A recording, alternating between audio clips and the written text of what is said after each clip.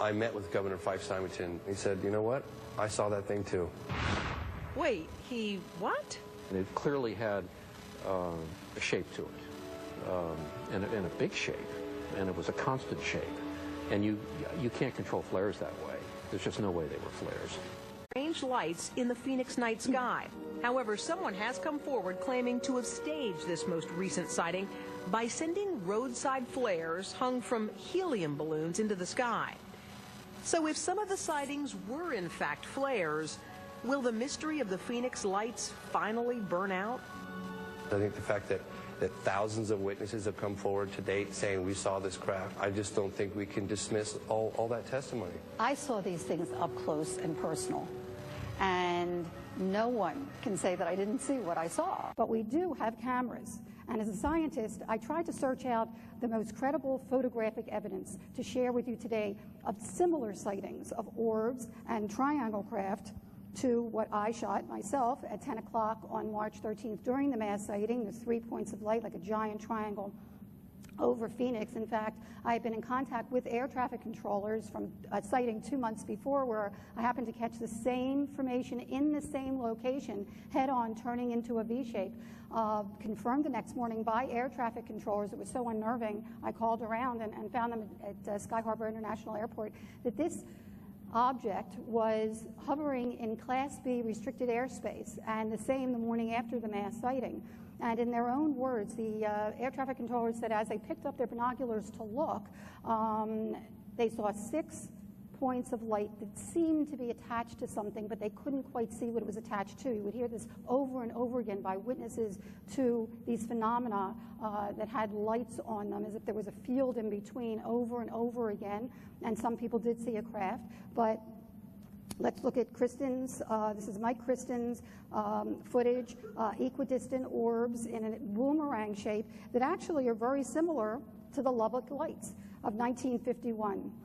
This picture happened to be taken by an 18-year-old, 35 millimeter, at 5:30 and 10:37 p.m. on August 30th, and then was analyzed by 3 Texas professors who could not come up with any earthly explanation for these lights, but how they were described by witnesses are dots of lights that would form a V or U shape, much like the Phoenix lights. Let's fast forward 30 years to the Hudson Valley sighting. I found this interesting because the witnesses' accounts were very similar, and that they described a V-shaped row of lights connected to a solid object of some type. It was enormous, awesome, and spectacular. It moved slowly and silently and was easily as big as 3 football fields, as far larger than any aircraft manufactured at the time. And actually, some of the witnesses would describe it as a floating city, just giving you an idea of the immensity, and that it had a slow, steady movement. And actually, during the Phoenix lights, many people were watching this object traverse a very low altitude, about 30 miles an hour, totally silent, and then take off at a tremendous speed. One of the chief investigators, Philip Improgno, who actually worked with J. Allen Hynek also on this case, came forward to say that there were at least 7,000 reports of UFOs in a 7-year period, and that many of the people would say that they felt that they had had contact with non-human intelligence from another world, something very akin to the Phoenix lights, very similar. We would hear that over and over again.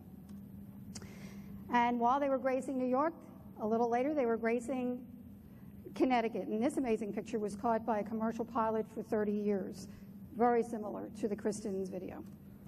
Now we get to the Belgium wave, late 80s, early 90s. And, you know, we're talking maneuverability that just was far, far advanced from anything at that time. Radar return showed that this UFO actually dropped from 10,000 to 500 feet in 5 seconds. And it was very unusual sighting in that this phenomena traversed an entire country. And Belgium actually came to the United States, and the United States flatly denied that it was ours. And what was also unique about the Belgium sighting is that not only did civilian and military people come together on this. They also inquired at the university level. It's really a stellar example of what should happen. I've never said what these things are, but I know that they are, and that it's time we get this out in the open and address it and accept it and study it and move forward in our own evolution. The UK giant triangles, they would call them silent Vulcans. There were over 4,000 sightings, and this was in the early 1990s, and it was also appearing at that time in France and Holland and Germany, and fighters were sent off to intercept this unknown craft, much like what happened in Phoenix, actually at 8:20. We have reports not only from witnesses, but also the UFO Reporting Center, Peter Davenport, got a call from a crewman, supposedly, allegedly, from Luke Air Force Base, stating that military aircraft were sent off to intercept it, and as it got close, right on top of 7th Avenue and Indian School in Phoenix, it just blinked out. St. Petersburg. This one really got to me. In my particular investigation, looking for a logical explanation, here I found a sighting that happened 1 month before ours, a mass sighting, very similar to the Phoenix lights. Watch this. In this video, you can see that it looks like there are like 3 lights clustered in each of these formation of lights, very similar to one of the craft, and you'll learn later because there's a lot more to this story, that traversed Arizona. In fact, not only were they witnessed by people all over the city and videos were caught, but it was also seen clearly by air traffic control and crewmen at the airport, much like in Phoenix. And one of the air traffic controllers, quote, said, "I sketched the event as it happened. The shape of the lights changed, left, and then reappeared. Others were watching through binoculars. There was an aircraft on the runway. They confirmed the presence of a UFO. By 7:15, the strange lights had now apparently formed into a triangle, and reports of the UFO were coming in from all different locations." Another similarity between St. Petersburg and Phoenix is that here we have a triangular-shaped craft that was heralded by lights, much like the Phoenix lights. We were seeing these orbs for days before, as I'll show you in a second here.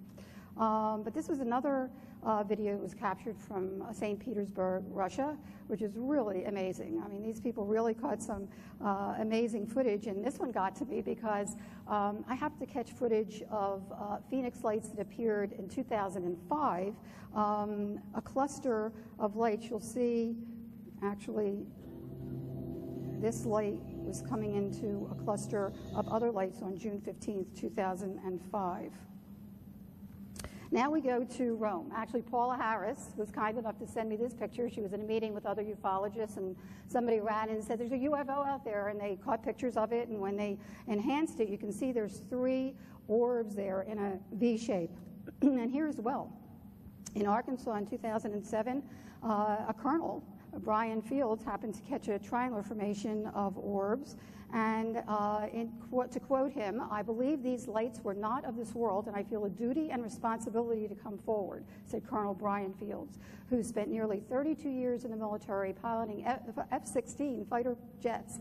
And he quotes, "I have no idea what they were."